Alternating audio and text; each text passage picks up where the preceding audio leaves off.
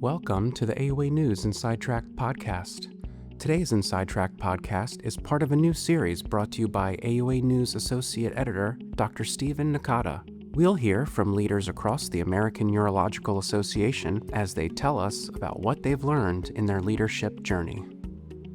Hi, my name is Steve Nakada. I'm here with Dr. David Penson, and I'm here as one of the newest associate editors for the AUA News in the area of leadership and business. And we're really fortunate today to be with one of the premier leaders in urology, Dr. Dave Penson, current secretary of the AUA and also chairman at Vanderbilt.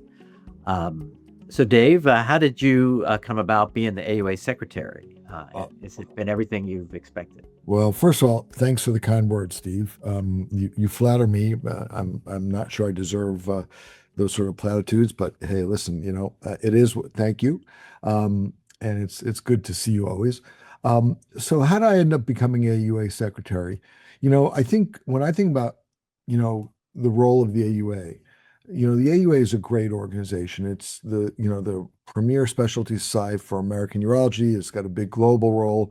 It drives where the field goes. It takes care of its members, and it's a member-focused organization. If you're interested in public safety, that's the board. There are other education is the RC, but the AUA kind of spans all of it to some degree, but really represents, the practicing urologist. And to me, that was very appealing. I've always been someone who, my father always used to say, go out into the world and make a difference, and leave it better than you found it. And I have incredible affection for urology. It's, it's given me everything. And this is a way to serve the field and also drive the field. So that's what drew me to the AUA. I've had a lot of positions in the AUA, and having served as AUA Public Policy Chair, AUA Science and Quality Chair on various committees, it's pretty clear that, and I don't want to say this sitting here talking to the immediate past president of the AUA, but the two positions in the AUA that are driving things, because they're the longest, 4-year terms, and their portfolios are sort of the most, expansive, are the secretary position, the treasurer position. And so pretty early in my experience with the AUA, I started to think, well, this is something I would really like to do. It would be important, impactful. I think I would enjoy it. And, as I served more in the AUA, it became clear to me that it was something I wanted to do, and there was a path to doing it. The timing was right. I finished as science and quality chair, and my kids were going off to college, because being secretary is a lot of work. I'll be the first to acknowledge that. And just seemed like, a bit of the timing was perfect. I was an empty nester. I'd been chair long enough that I knew how to do that job, and I had great people supporting me here at Vanderbilt. And when the job opened up, I applied, and thankfully the board and at that point felt I was a good candidate and gave me the job. And now I'm in my 3rd year, and that's how I ended up here. But I will encourage people who are listening that if you really want to impact the specialty and make a difference, this is a great position to do it. It's an incredible commitment, time-wise, work-wise, but it's worth it. Every day, and I've told you this, we've talked about this a lot. I've had so much fun doing this, and I'd like to think that I've done a decent job and made a difference. So that's kind of how I ended up here. Yeah, so you mentioned, Dave, you're in your 3rd year. I can say you've done a great job, and you're more or less telling us it's everything you expected. What are some of the best moments, and what are some maybe opportunities you missed? As secretary, Yeah. I think the best moments and the thing that I found most rewarding has been planning the meeting, for a bunch of different reasons. The meeting helps set the direction that the field is going in.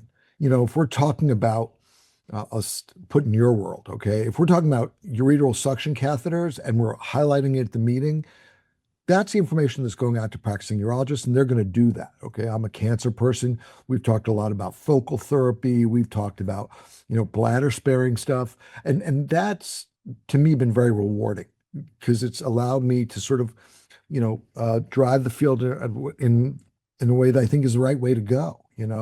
Um, and the other thing I've had fun doing with the meeting is sort of, I don't want to say playing with the format. It minimizes what we've been doing, but trying to make the format more appealing to the attendees of the meeting and make them want to go and get their education at this meeting. And we've made some, I think substantive changes to the way the meeting is run and the way the format is delivered that I've gotten pretty good feedback about. So I think that's been the high point for me.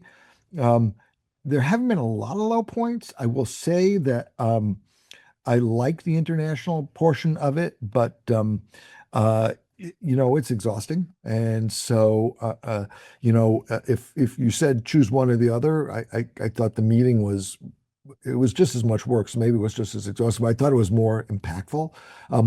The nice thing about the international piece was we have 3 associate secretaries, and there's a leadership lesson there about delegation that, I've sort of embraced. And that's made that portion of the job easier. But I think I wouldn't say it's a low point, but it wasn't what I expected is what I would say, and I don't think it's quite as impactful as the meeting. Well, why don't you tell me more about the international aspects of the work you've done with AUA? Yeah. So, remember that AUA has a global role. We're a global leader in urology. And certainly I don't look at that in an arrogant way. We're just a really big organization. And, I think we are often on the cutting edge. Our colleagues in Europe and Asia and South America are also doing really cool stuff. And but I think that one of the roles for the secretary is to go out and to improve international relations and strengthen ties between various societies and the AUA, and see if the AUA has, educational opportunities, or I hate to use the word product, but perhaps it's the right term, but educational tools is probably the best term to offer some of these other societies who perhaps have less resources. And so that's really what the secretary does is he or she goes to multinational meetings, occasionally to individual country meetings, goes and tries to improve relationships, offer educational tools, and encourage, urologists in other countries to consider becoming international members of the AUA, because I think there's a lot of value that we have to offer.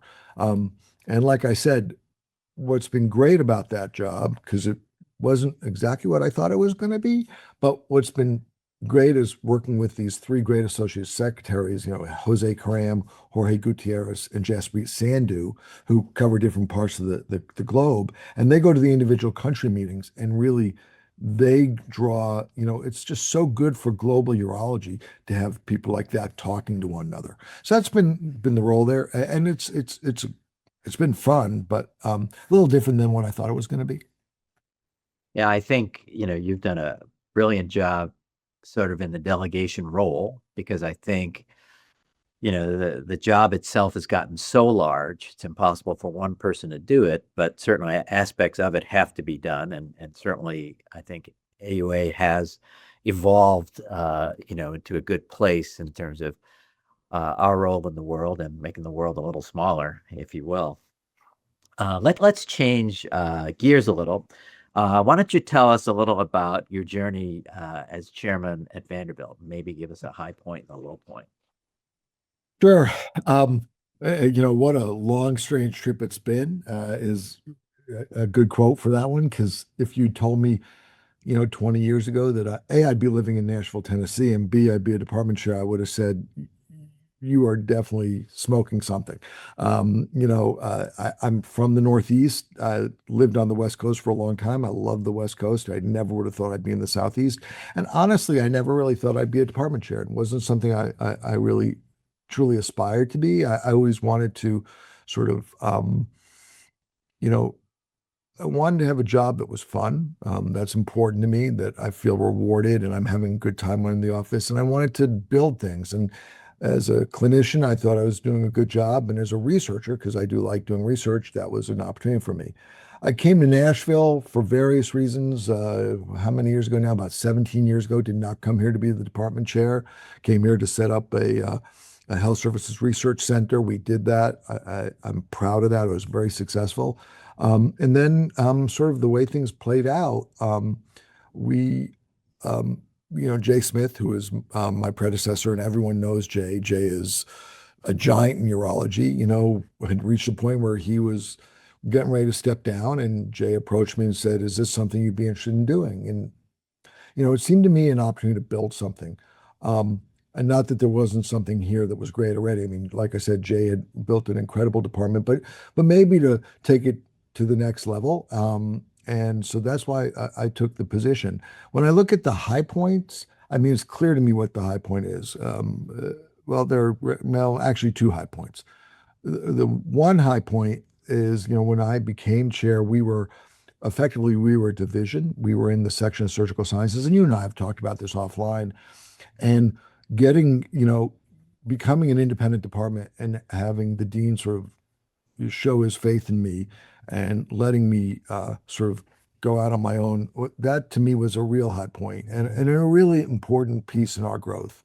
And if you look at, if you made a growth curve of the Department of Urology at Vanderbilt, that's the inflection point. We go from linear to exponential literally overnight. And the other thing that's been really a great, probably the best thing you as a department chair can relate to this is that, growing up faculty, I've been really lucky. I've had some really great people who've come here. I inherited a great faculty, but I've grown it with the help of the faculty who are here, frankly.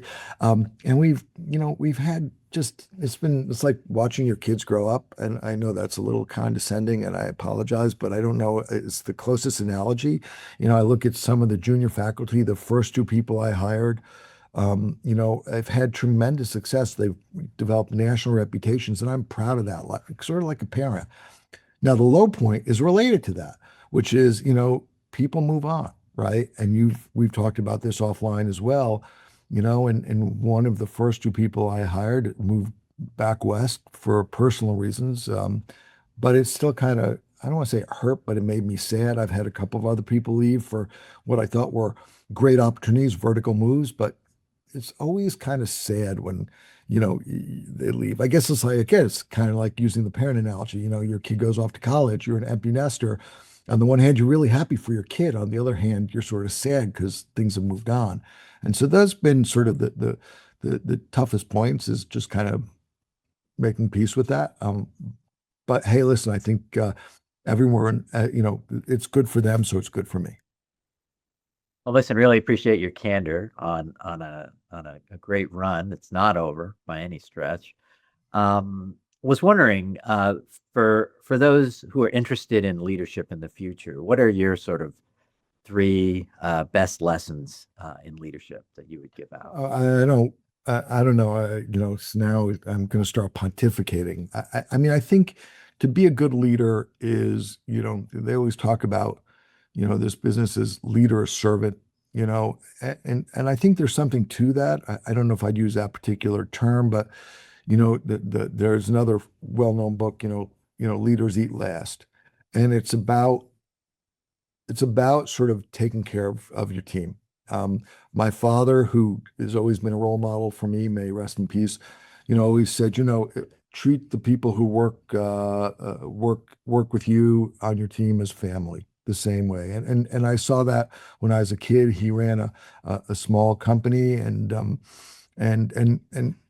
people stuck by him through thick and thin because that's how he treated him. So I think that's an important piece. I think you need to sort of recognize that it's not about you. When I was a junior faculty member, I was working for Paul Lang, who you know well, and someone called me to look at a chair job. I'm like, I don't know. And Paul said, "You're not ready to do that." I go, "What do you mean?" He goes, "You're not done peacocking." I'll never forget when he said that to me, but I knew what he meant. When you become a chair, it's no longer about you, right? So I think that's the first lesson. We talked a little bit about delegating. I think no person can do everything, and you have to have a good team around you. And I think that's a key point. It's a lesson that I learned as chair. I've gotten better at it. I'm still not perfect at it. You don't get to that point without being a little bit of a control freak, right? And letting go of control because there's so much going on is hard for people like you and me. But to succeed, you have to do it. I think the last point is a Litwinism. Mark Litwin, who was the chair at UCLA, who's my mentor, and he always said, first, do the right thing. I mean, you have a set of, I think as a leader, you have to have a set of core principles, and you have to stick through that through thick and thin. And if you're not sure what they are, you're not ready to be a leader. And I really believe that. I know what drives me, what's really important to me, and it always comes back to that. So those are sort of my 3 lessons, or me pontificating. But anyways. Yeah, no, really appreciate it. To wrap up, as you know, you and I are leading the second AUA Leadership Masterclass in February of 2027. Who do you think should attend this class, and what can they expect to learn? So since you said kind words about me, let me say some kind words about you. All right. This was the masterclass was your idea, and it's a brilliant idea. And I think the first one went very, very well. And I think, to your credit, you saw a need, which is what, leads me to answer your question, which is the need really came from the fact that the AUA had this young leadership program, which has been around for a couple of decades now, I want to say, and has been incredibly successful. But there was nothing about the next step. And I think that this masterclass that you've designed is really for people who are ready to take the next step, who truly want to be not just, have little spots of leadership, but actually take defined leadership roles and build something bigger than themselves. And so this is for someone who is, maybe mid-career, I would say, who is now thinking about, okay, I want to, I'll give you a couple examples, it's not limited to this. I'm in community practice, and I want to become the senior partner in my group. I want to lead us to the next level. I'm interested in spinning off a company from what I do in clinical work, academic, or community practice. But someone who wants to build something and lead a bigger team that they're already doing, and has some leadership experience already, but wants to get to the next level. And I think, and you can speak to this better than I can, I think the class covers a lot of that. I think the master class talks about building culture, which I think is critical. And we didn't even talk about that, but you and I, we've talked about offline, how a good leader builds a culture and nurtures a good culture. We talk about negotiating in that class. And I think that's an important part as a leader, is learning to negotiate and help people, getting to yes, the famous book, and I think part of it is, just enjoying the job. Finding, satisfaction and dealing with, even in difficult situations, finding some satisfaction in resolving those difficult situations. I don't know, you may want to add to that. I'm doing all the talking, and I shouldn't be. I mean, but you are the course director of a great course. Did I miss anything? No, great review. I agree that certainly it's not just for academic urologists. I think the private sector can benefit greatly from the class, and really the participants are kind of the gold, and many of them come from the leadership class that the AUA already gives, and others came from outside of that class with leadership experience. So anyway, terrific. We'll really want to thank you, Dave, for taking the time to chat today, and thank the audience for joining us today. If you all want to learn more about how the AUA can support you in your leadership development, just visit AUAnet.org/leadership and business. So again, great being with you, and thanks for your time, Dave. Thank you, Steve. Thank you very much. This has been an AUA News Inside Track podcast. Thanks for listening. For more episodes of this podcast, visit www.auanet.org/podcast.